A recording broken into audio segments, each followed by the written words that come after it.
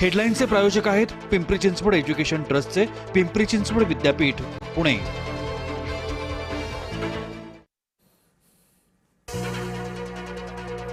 ठाकरेंना पुन्हा एकदा नवी तारीख, शिवसेना नाव आणि धनुष्यबाण चिन्हाची मालकी कुणाची हा वाद सुरूच। ठाकरे विरुद्ध शिंदे खटल्याची पुढील सुनावणी 4 ऑगस्टला। मेळघाटात तंत्रविद्येचा प्रकार उघड, 15 दिवसांच्या बालिकेला दिले चटके।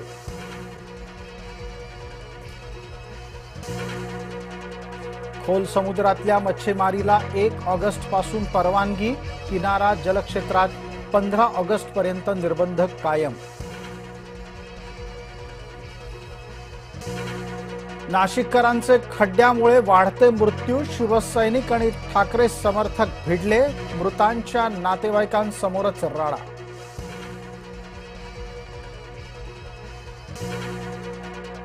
नाशिकच्या अंबड औद्योगिक वसाहतीत खड्डाबळी, दुचाकी स्वार निलेश कोतकर यांचा जीव गेला।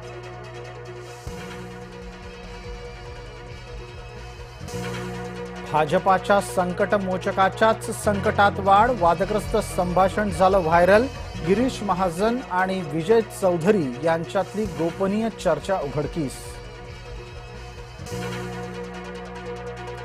अभिजित दिपकेच्या भाजपा प्रवेशाची चर्चा पक्षानं फेटाळली, दिपके धादांत खोटं बोलतोय, भाजपाचा पलटवार। केंद्राकडून सादर विधेयकावर काँग्रेसचा आक्षेप, पेपरफुटी रोखण्याच्या तरतुदी अपुऱ्या, मल्लिकार्जुन खरगे यांचा दावा। राज्यसभेत भाजपाने काँग्रेसचा आक्षेप खोडून काढला, खरगे मुद्दाम सभागृहाची दिशाभूल करतायत, जेपी नड्डा यांचा आरोप।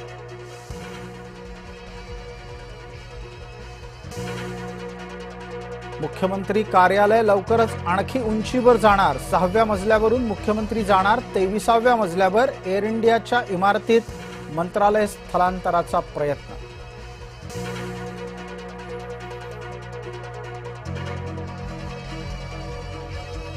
नाफेडकडून कांदा खरेदी दरामध्ये वाढ, उच्च प्रतीच्या कांद्याला मिळतोय 2335 रुपयाचा प्रति क्विंटल हमी दर।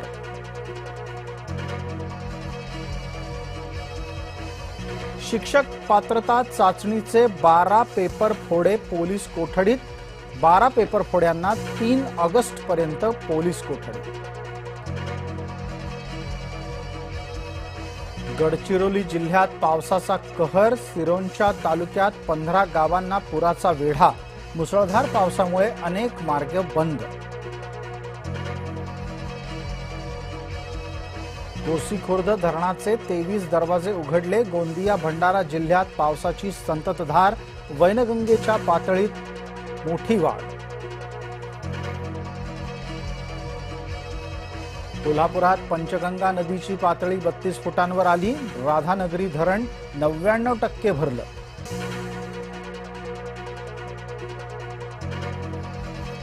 कोयना धरणाचे 6 वक्री दरवाजे उघडले, कोयना नदीत वेगानं विसर्ग सुरू, नदीकाठच्या गावांना सतर्कतेचा इशारा।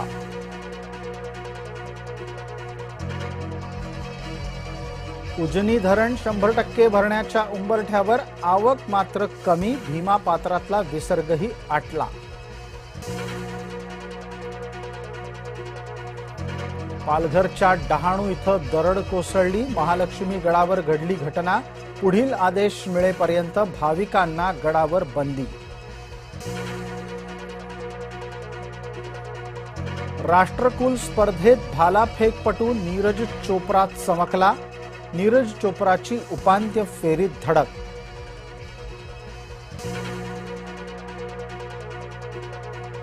भारतीय क्रिकेट संघाचा माजी कर्णधार अजिंक्य रहाणे यानं घेतली आंतरराष्ट्रीय क्रिकेटमधून निवृत्ती, घोषणा करताना अजिंक्य झाला भावुक।